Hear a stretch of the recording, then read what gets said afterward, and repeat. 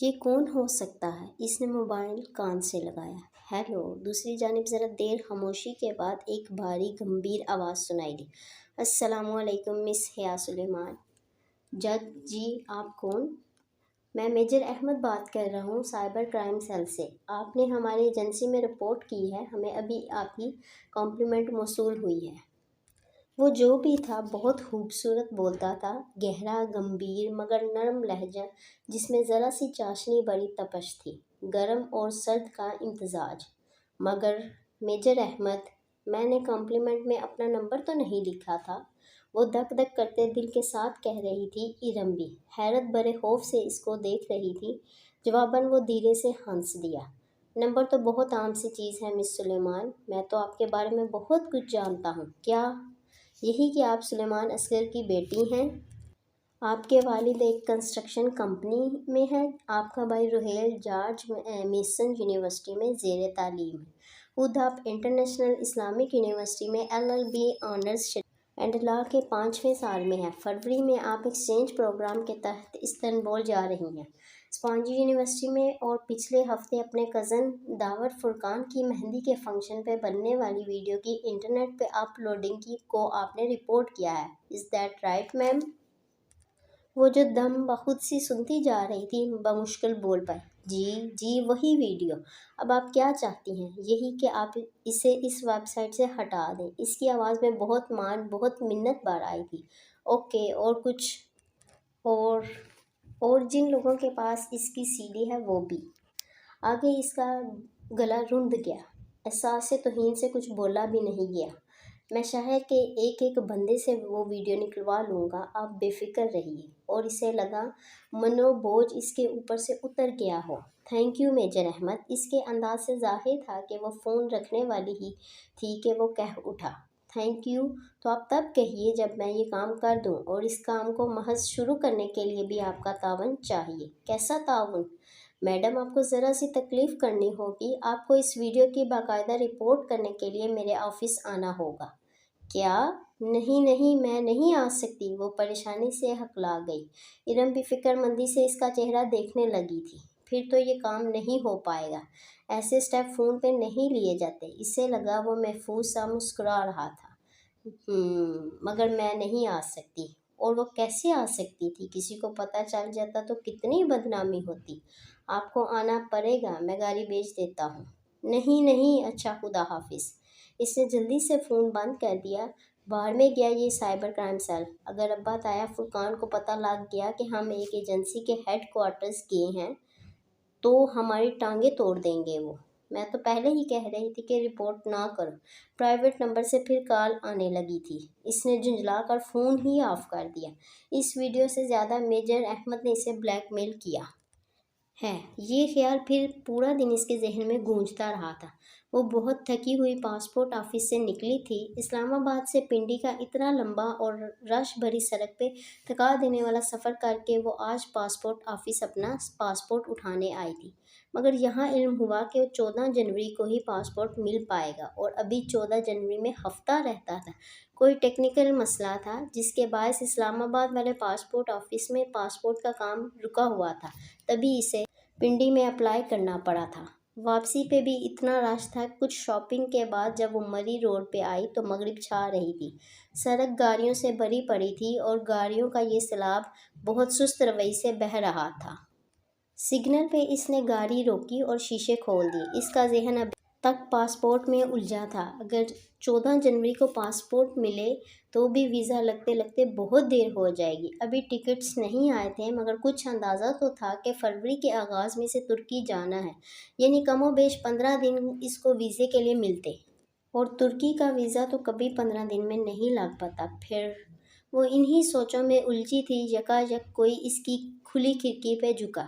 سونیو، کیا سوچ رہے ہو؟ وہ بری طرح چونکی اور سر اٹھا کر دیکھا۔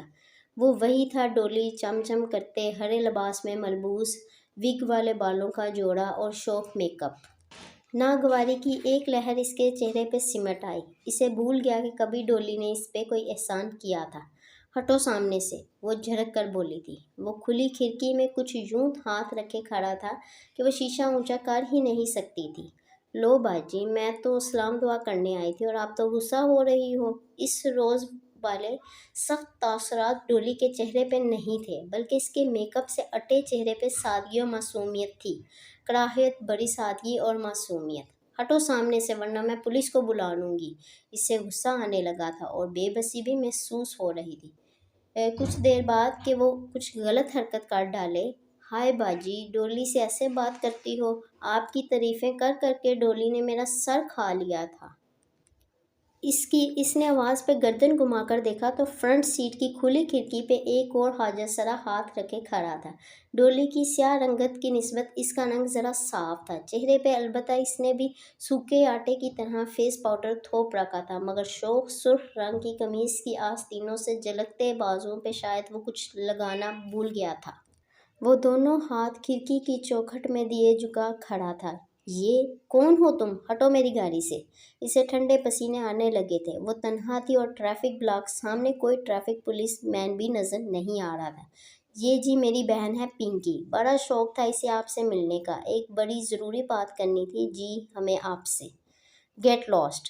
اس نے بازو بڑھا کر فرنٹ ڈور کا شیشہ اونچا کرنا چاہا، مگر پنکی نے اپنا ہاتھ اندر کر دیا۔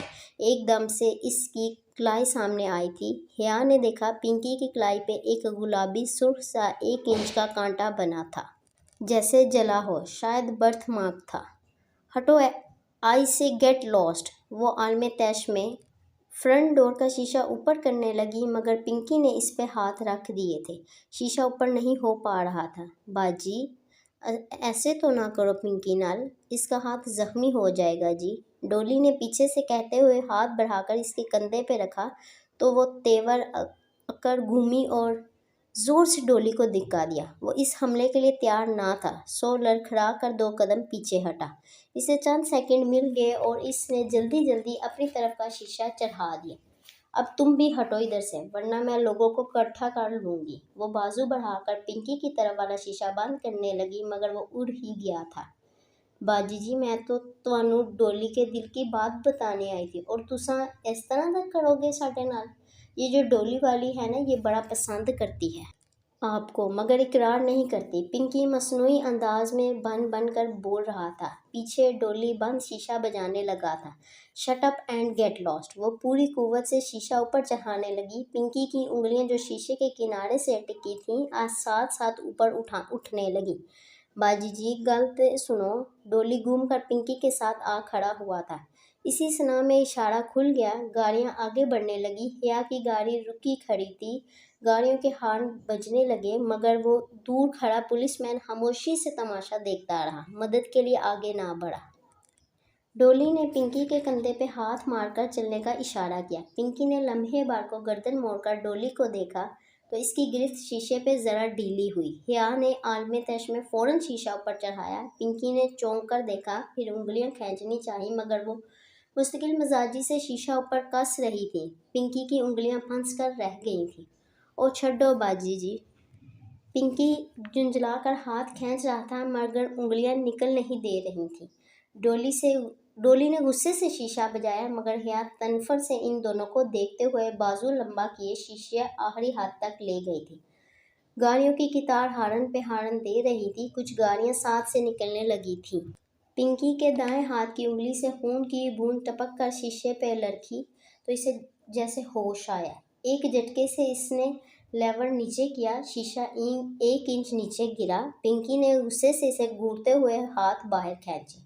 گاڑی آگے بھگانے سے قبل اس نے بہت غور سے پنکی کے ہاتھوں کو دیکھا تھا۔ دائیں ہاتھ جس کی کلائی پر کانٹے کا جلا ہوا نشان تھا کی شہادت کی انگلی سے خون نکلا تھا اور باقی دونوں ہاتھوں کی انگلیوں کے اوپر پوروں کی قدرتی لکیر پہ موٹی سی بھوری لکیر بن گئی تھی۔ یقیناً اس کے ہاتھ زخمی ہوئے تھے، مگر اسے پرواہ نہیں تھی۔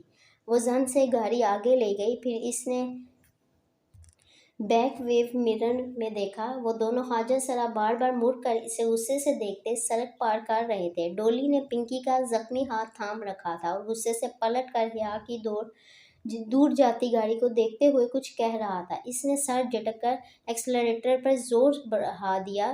کم از کم اتنی امید اسے ضرور تھی کہ اب وہ ڈولی اس کا پیچھا کرنے کی ہمت نہیں کرے گی۔ اب بہت جلد وہ غلط ثابت ہونے والی تھی۔